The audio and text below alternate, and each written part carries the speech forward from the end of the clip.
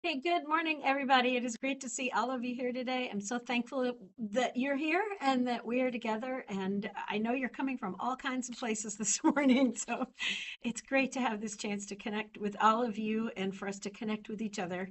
Would you please pray? Thank you, God, for this time. Lead us and guide us. Amen. Keeping it simple today because I have a lot to share with you this morning. There's so much crazy stuff going on in our world right now. I want to encourage you to share your thoughts and ideas as well, because today is yet another one of those days that I don't have all the answers for you, as if I ever do. But there are some things that we need to take apart and look at if we're going to be followers of Jesus in this world, because we need to be sure what we believe and how we're representing the love of God. It really matters, needless to say. If you've ever heard me speak before, you know this is something I always talk about this right now, about integrity. Integrity in our belief system, in our messaging, in our ideas, and the way we live our lives. It must be aligned with the way of love. However, that's not easy to figure out. Like, what does that even mean? There's a scripture passage from the Bible that we've been talking about a while, the Sermon on the Mount. And today I want to talk about one of the passages that is one of the most controversial right now for all kinds of reasons, but we're going to look at it together today. It's from Matthew 5:38 through 48. You have heard that it was said, an eye for an eye and a tooth for a tooth. But I say to you, do not resist an evildoer. Thank you, Michael. Okay, I could preach a long time on this passage, and I probably will next Sunday. Okay, so we're going to be taking this apart for weeks. So I guess stay with me, okay? Hear the whole piece. But if anyone strikes you on the right cheek, turn the other also. And if anyone wants to sue you and take your shirt, give your coat as well. And if anyone forces you to go 1 mile, also go the second mile. Okay, there's a whole lot to this passage. I am excited to dig it up starting next week. It may not mean what you think it means or what some people say it means. Okay, in fact, we're pretty sure it doesn't mean what some people say it means. Okay, give to the one who asks of you, and do not refuse anyone who wants to borrow from you.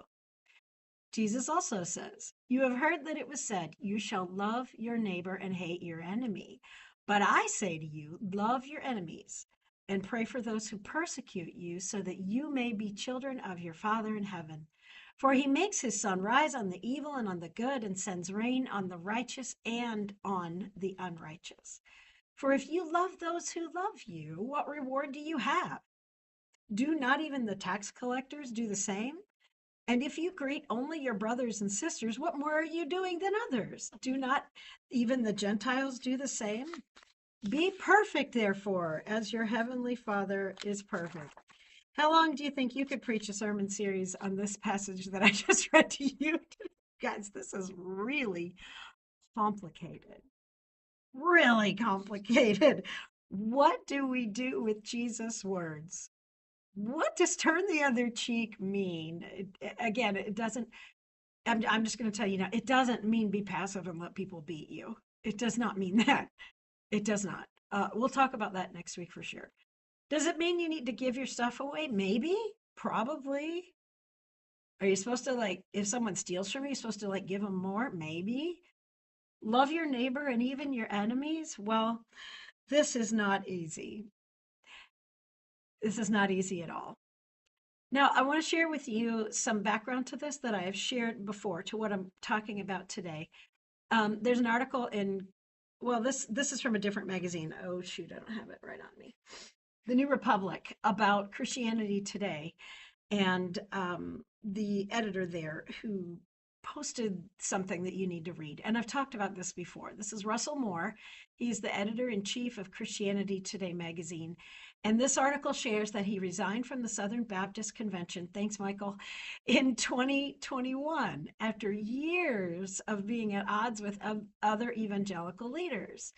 Now he thinks his religion is in a crisis. No kidding. For sure, Russell.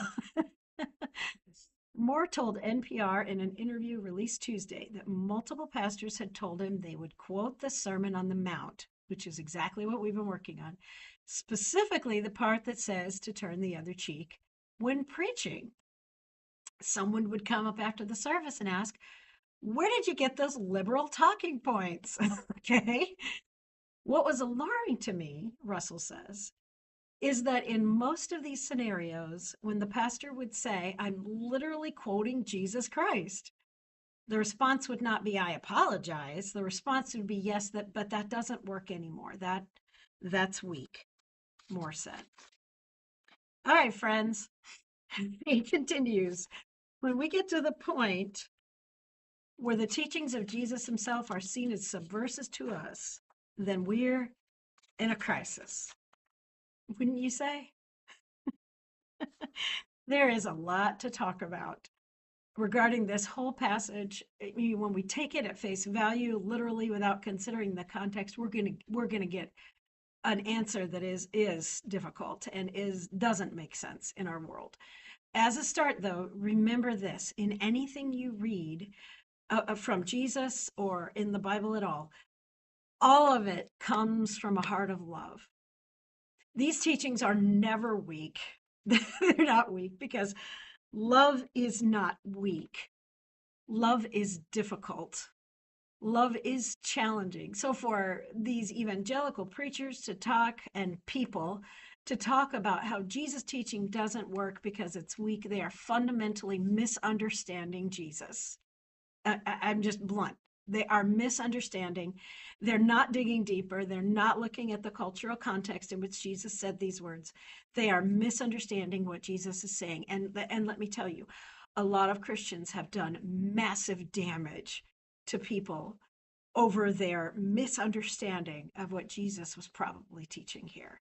Remember, Jesus always starts with love, and love is not weak. Love is not weak. It's really hard, and it requires a lot of courage and a lot of perseverant strength. Okay? Remind you the words of 1 Corinthians 13. I know it's used in weddings, but it's really about community. That's what Paul was writing about. Love is patient, and if you think that's easy, raise a toddler. Love is kind. Even to people who are nasty, we can be kind when we stand up. Love is not envious or boastful or arrogant or rude, and that's not easy. That is not weak. That is really hard to do. You know it. Love does not insist on its own way. Oh, Lord, help us. Love is not irritable. That takes some serious strength sometimes, doesn't it? Love keeps no record of wrongs. That is really hard. I don't know about you, but I find that is really hard. Love does not rejoice in wrongdoing, but rejoices in the truth. Love bears all things. If you think that is weak, you are wrong. Love believes all things, hopes all things, endures all things, and love never ends. If you think that Jesus was teaching weak, I'll say it, woke things, and if you think being woke is weak, it is not. It's hard. And here's why. Because empathy is hard. It's hard. It's difficult. Love is not weak, and neither is Jesus. If Jesus were weak, he would have given up. He would have hidden away. He would have shut his mouth for sure and would have likely survived. We would have never heard the story of Jesus if he were weak. Love was strong in Jesus, and it needs to be strong in us. It is not weak. Any interpretation of Jesus that makes him or love weak lacks integrity, because throughout the Bible, love is never weak. And in this world, you know it. Love is not weak. Weakness is something else entirely. But love is strong. Love is quite powerful. And love is very difficult to pull off. And again, I said empathy. Empathy is hard, friends. Love is not weak. Weak love lacks integrity. And that is part of how we get the brokenness in Christianity. Right here, we are fundamentally misunderstanding the very nature of love itself. I think Having worked in ministry now with our community and getting to know people's stories, empathy is the hardest thing that we do. It is the hardest thing. It is not hard to feel empathy for the next person. It is hard to feel it. It is so hard. The stories we hear, the things that we encounter. Weak love avoids empathy because it's too hard to feel it and see it. Weak love lacks integrity because this is not Jesus. I hope this is making sense to you today. Love to hear from you. Integrity matters in our theology. And if we think love is weak, then our theology does not have integrity. Blunt. I want to talk about this guy because he's not helpful with this at all right now. This is Elon Musk, in case you didn't know. And he did an interview with Joe Rogan. And he said something that is making lots of waves in certain communities and just not talked about at all on another end of the political spectrum. He said this: the fundamental weakness of Western civilization is empathy.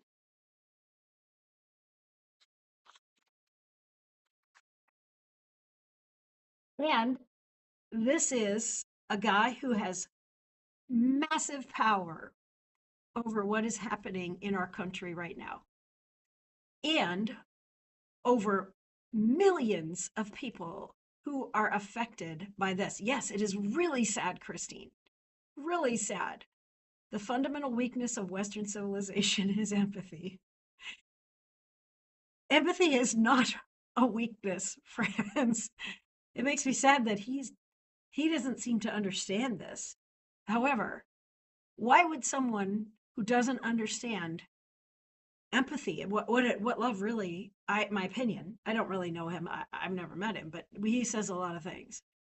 Why would he be in charge of organizations that are just ripping apart things that this country has done that include empathy? Why would he be?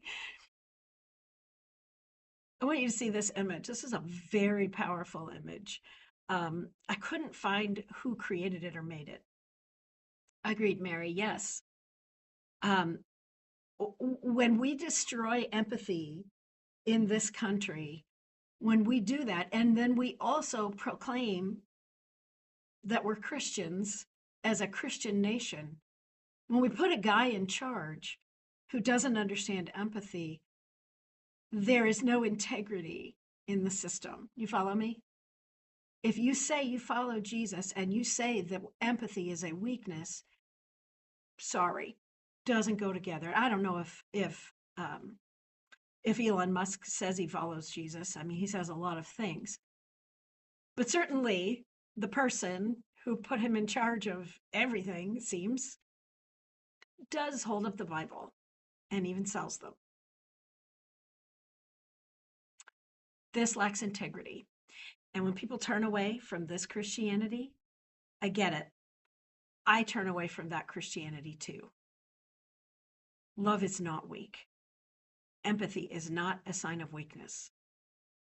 Empathy is hard, you guys. It takes courage and it takes strength. Elon's got it wrong. He's wrong. And it's heartbreaking because he has a ton of power. He's got it wrong. Love is not weak. Weak love lacks integrity. That's not love. If it's weak, it's not. I want you to see this article by Joshua Bocanegra. And I found it really challenging. I'm not sure I agree with him entirely. I can't share a full link of it to it with you because Christianity Today, the magazine it's in, locks down their articles. You have to buy them. This one, someone had unlocked, and I saw it posted on social media, and yes, Matt, I agree. I saw it posted on social media. So if you want to read the whole article, probably the best way to do it is find me personally on Facebook because I shared it. And you can see the whole article if you find me on Facebook. And I'm happy to be friends with you on Facebook. I just can't really friend you because then you're like, oh crap, Oh, darn, the pastor friended me on Facebook. Now I have to say yes, but find me and read this article. And it's really challenging, really challenging. Joshua's perspective is so centrist that I think it's painful. But I want you to hear what he says. He says, in the Sermon on the Mount, Jesus gave specific instructions for embodying his story with our lives. None of it works in this political climate. Works. Okay. Well, I think it does. We'll keep going. The gospel is many things, but at its heart, it is a story of reconciliation and belonging. We are reconciled first to God and then to one another. And all this happens through the torn and broken body of Jesus. It is all about sacrifice and love. And I'm telling you, that's not weakness. All Christians have been given the task of telling this good news to the world, and there are many ways to tell it. We can proclaim the gospel with our lips, but the truth of our faith is revealed not only by what we say, but also by how we live. Our way of life is what gives weight to the gospel we preach. As Jesus says towards the beginning of the Sermon on the Mount, let your light shine before others, that they may see your good deeds and glorify your Father in heaven. Living in a way that imitates Jesus and glorifies the Father is never simple. Yep. Thank you, Christine, a politician and an entrepreneur. Or are you talking about Elon Musk or the author of this thing? Yes, we got it. That glorifies the Father is never simple or easy for Christians in a world marred by sin and evil. Yes, it is not easy and it is not weakness. Jesus himself promised that his path, okay, thank you, Christine, his path would be difficult and narrow. And in many ways, the challenges we face are nothing new.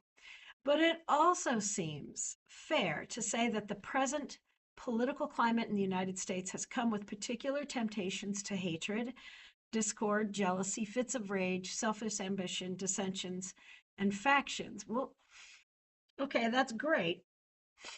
But I think we might need some of those things. I think it's okay to be angry. This is a time of political turmoil within the U.S. church. That we agree on, Joshua. We totally agree. Some of that turmoil may be unavoidable as we grapple with the social and political implications of the gospel. Faithful Christians may sometimes come to radically different conclusions. There it is, right there. That's a pretty centrist way to say that, Joshua. That's a way to say one group isn't right, one group isn't wrong. Let's keep going. But some of this turmoil is avoidable. In fact, Jesus commands us to avoid it. It is caused by our prioritization of our factions, our partisanship above the way of Christ. See, I'm not so sure about that. I'm not sure because the way of Christ is, yep. How do we love others with integrity when other people are creating massive turmoil? Sometimes that's going to take anger and frustration, I think. Anger is part of the energy that fuels our actions. How do we do it? How are we angry in a loving way? Here's where he goes with it. The church must never cease from being a community of peace and truth in a world of mendacity and fear. I agree with you, Joshua. I got you. The church does not let the world set its agenda about what constitutes a social ethic. But a church of peace and justice must set its own agenda. I agree.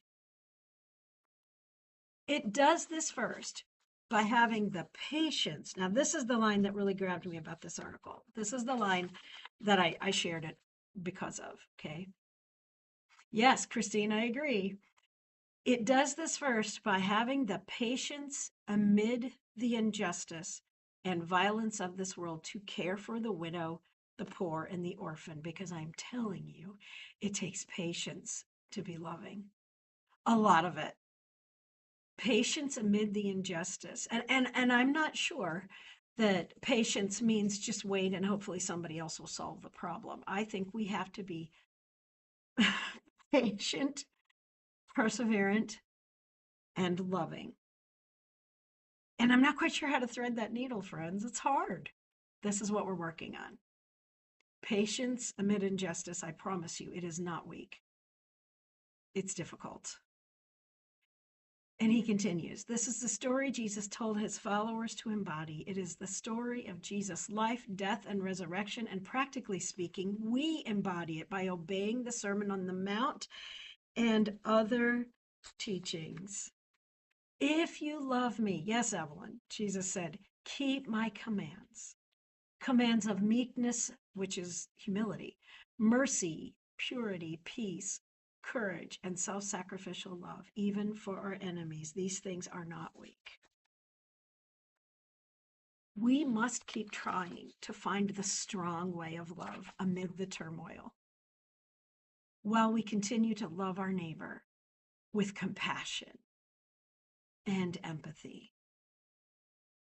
Jesus' teaching is not weak. Love is not weak, and empathy is not a sign of weakness. It's all strength. Love is not weak. Love that is weak lacks integrity. I'm going to keep unpacking this for a long time here, because when love is strong, you guys, it really matters. It can change things. It may not be able to repair the cracks or undo the cracks in people's hearts, the brokenness that people have experienced over the lack of integrity in Christianity, frankly.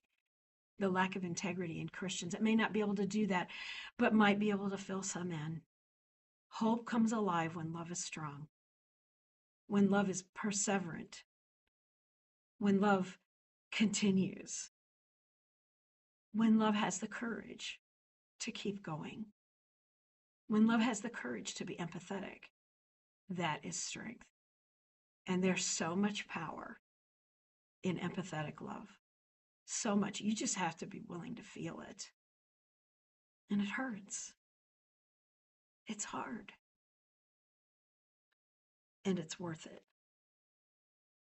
I want to share with you a story that I want to share with you a story about someone I talked with this week. I had an awesome opportunity to speak with them for quite a while about what's happening here at Coon Rapids UMC with Matthew 25 and what's going on in their lives. This person has been coming to the Friday food giveaway off and on for a little while, and I had a chance to have a conversation with them outside of that.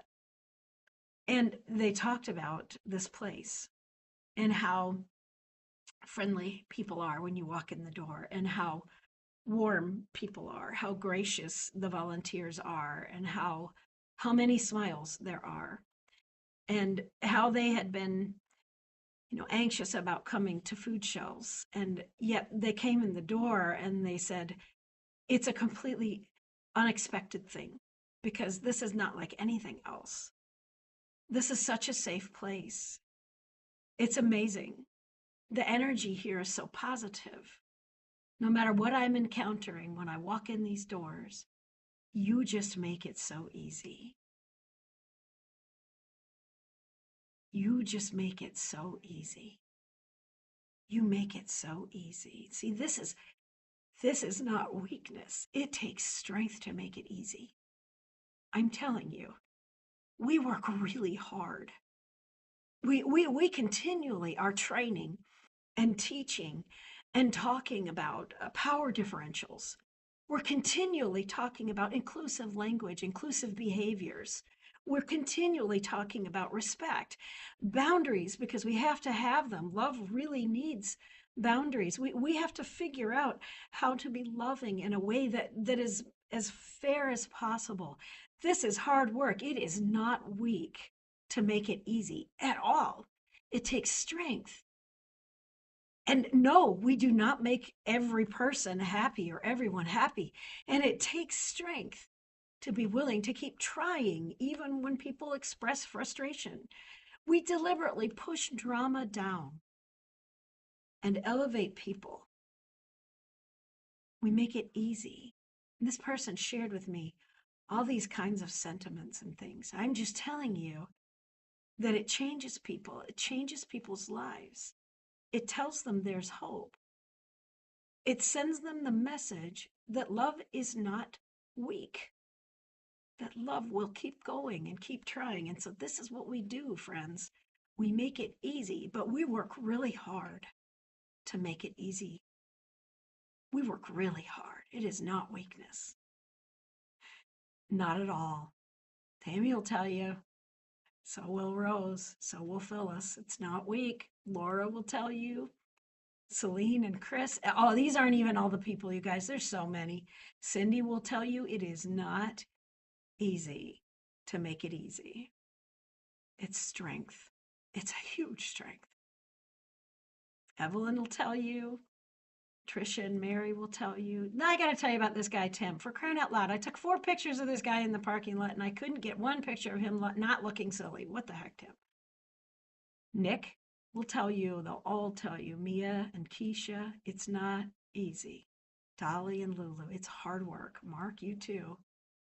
For all of us, it's hard to make it easy. And yet, this is what love does. Love is not weak. Love is strong. However, I do have to say, this kind of strong love, perseverant love, has been in this church for a very long time. So the DNA of what we're doing with Matthew 25 is the shared DNA that Coon Rapids UMC, you know, this church is around 125 years old. But for 47 of those last years, we have had some people here at the middle of everything, quietly, persistently serving and loving for 47 years. And when you have people who are strong in their love, in the middle of things, in staff for 47 years, let me tell you, a group will always reflect leadership, and these two have been leaders, whether they knew it or not, for 47 years. I'm telling you, we've been so blessed to have Jerry and Joyce Bartlett on staff here at Coon Rapids UMC. I'm going to cry. They're retiring. And while we're so thankful to have Demetrius Jimerson step in as custodian, we're really going to miss these guys. Well, I guess we'll still see them. They're not leaving. You know, they'll be here. But their heart of really loving love, strong, persistent, continual, has been the core of this church. It's a part of who we are. It's Jerry and Joyce are a huge part of why we do what we do, why we had the heart to do it, because we have people who've been willing to serve like that. Love is not weak, it's strong. And these two have been strong in this church for a long time, 47 years. Strength matters, empathy matters, grace matters. If we're going to change this world, we do not give up. We work through it.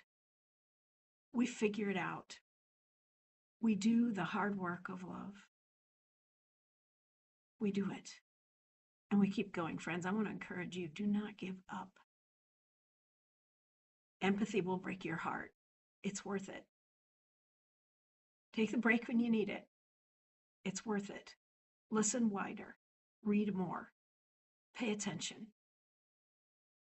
Love truly changes everything it can, and the core of this church has been these two incredibly loving people for a long time, and many more.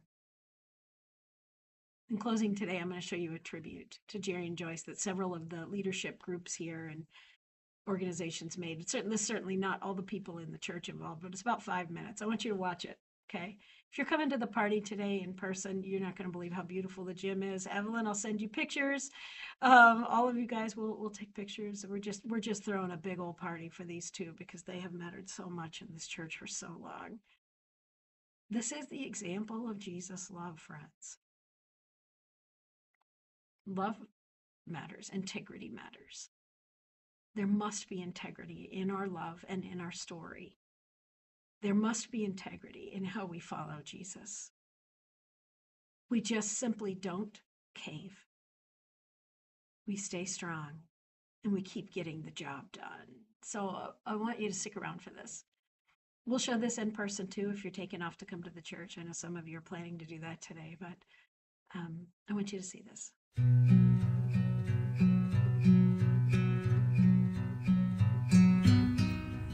Joyce and Jerry, we'd like to thank you for all your years of vacuuming up after the Needles and Thread Quilt Group and present you with this, one of the quilts we've made in appreciation for all that you've done.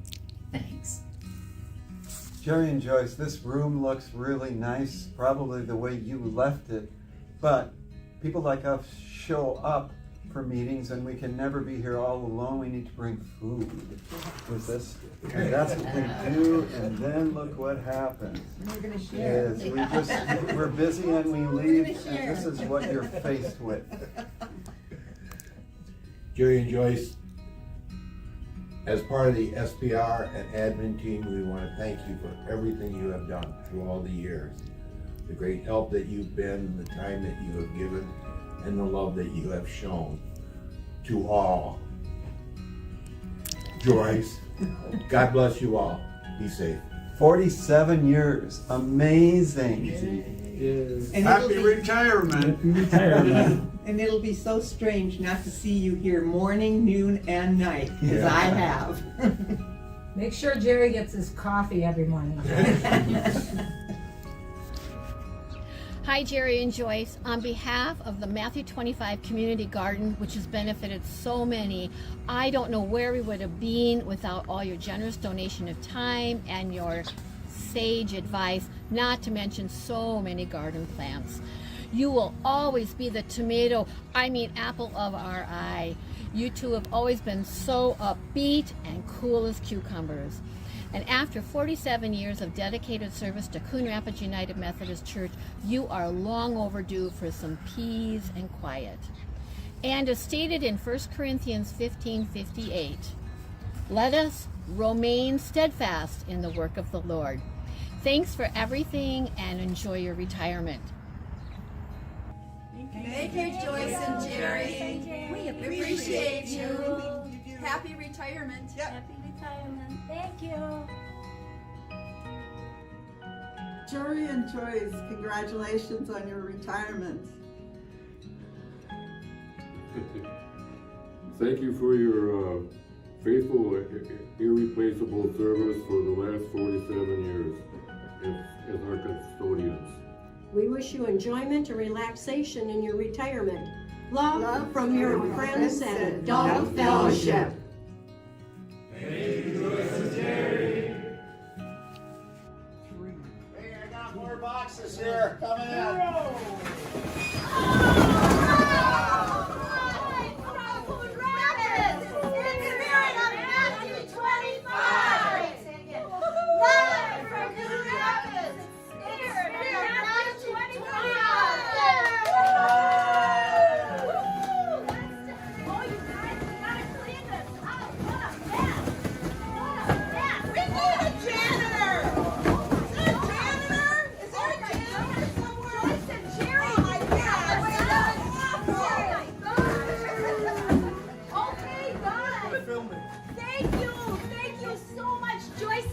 For everything you've done for us for 47 years. Everybody, let's have a toast to Joyce and Jerry. Thank you guys. Thank you for everything and happy retirement. Cheers.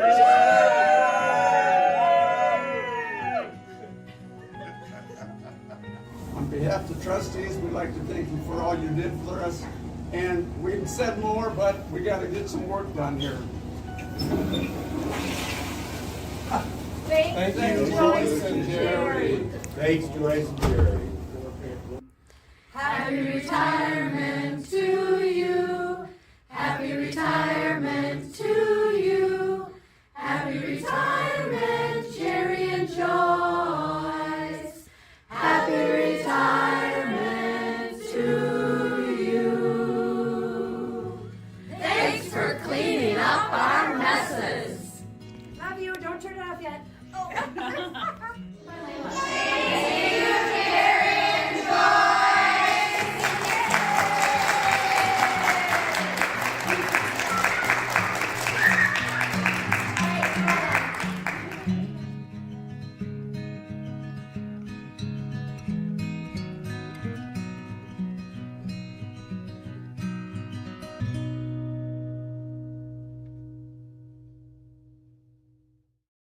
again, friends, please share your love for Jerry and Joyce with them. Send a card, drop off a card. You know, even if you've never been here in person, they have made this church full of love. They've been at the core of this, and this is why it matters, because you are at the core of things too.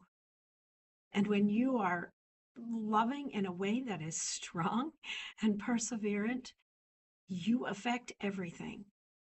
That love changes everything. Even if you think you're just the janitor, okay, or the custodian, I'm telling you, the core of love anywhere makes a huge difference. In your home, in your workplace, everywhere, a huge difference. So I encourage you, friends, be willing to love in strong, healthier ways all the time, because that's how we will find strength. That's how Jesus is made alive in this world. Take care, everybody. Much love to all of you. I hope you have a great week. I hope I see you soon. Take care.